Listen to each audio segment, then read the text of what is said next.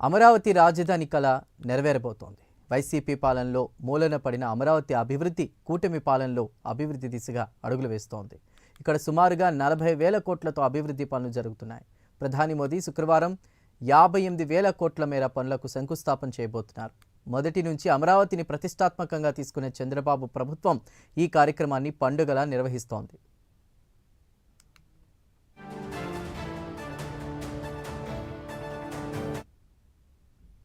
శుక్రవారం మధ్యాహ్నం 3:25 నుండి సాయంత్రం 4:45 వరకు ప్రధాని పర్యటన కొనసాగుతుంది. ఇప్పటికే అన్ని ఏర్పాట్లు పూర్తయ్యాయి. ప్రధాని పర్యటన విజయవంతం అయ్యేలా సీఎం చంద్రబాబు మంత్రులు పలు సమావేశాలు నిర్వహించి నాయకులకు ఆదేశాలు జారీ చేశారు. అన్ని జిల్లాల నుంచి పెద్ద ఎత్తున జన సమీకరణ చేయాలని నిర్ణయించారు. సుమారుగా 5 లక్షల మంది సభకు హాజరయ్యేలా ఏర్పాట్లు చేశారు. ప్రధాని భద్రత దృష్ట్యా ఒకే సభా వేదిక ఏర్పాటు చేశారు. Governor Abdul Nazir, CM Chandrababu, deputy CM Pawan వేదికపై ఉంటారు.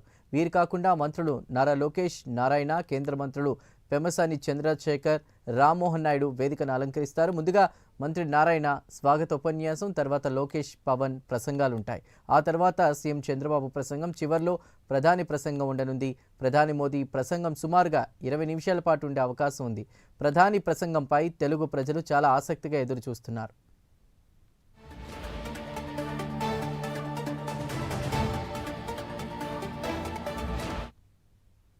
ప్రధాని సభకు జిల్లాల నుంచి 7,000కు పైగా బస్సులు రానున్నాయి. 11 చోట్ల పార్కింగ్ ప్రదేశాలను ఏర్పాటు చేశారు. 8 మార్గాల ద్వారా సభ వద్దకు చేరుకునేలా అధికారులు సిద్ధం చేశారు.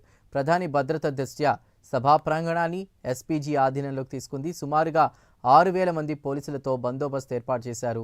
రాజధాని ప్రాంతాన్ని పూర్తి హై సెక్యూరిటీ జోన్గా ప్రకటించారు. ఇక్కడ డ్రోన్లు, బెలూన్ల ఎగురవేతపై నిషేధం విధించారు. అసాంఘిక శక్తుల కదలికలపై కౌంటర్ ఇంటెలిజెన్స్ టీం నిఘా పెట్టింది. గత 5 ఏళ్ల వైసీపీ పాలనలో 3 రాజధానుల ప్రతిపాదనను తీసుకొచ్చారు. తీరా దేనిని పూర్తి స్థాయిలో అభివృద్ధి చేయకుండానే ప్రభుత్వం దిగిపోయింది. వేలాది ఎకరాలు రాజధాని నిర్మాణానికి ఇచ్చిన అమరావతి రైతులు ప్రభుత్వ నిర్ణయానికి వ్యతిరేకంగా ఉద్యమించారు. అమరావతి నుంచి తిరుపతి వరకు పాదయాత్ర నిర్వహించారు. వీరిపై ప్రభుత్వం పలు ఆంక్షలు, పోలీసులతో ఇబ్బందులు కూడా పెట్టింది.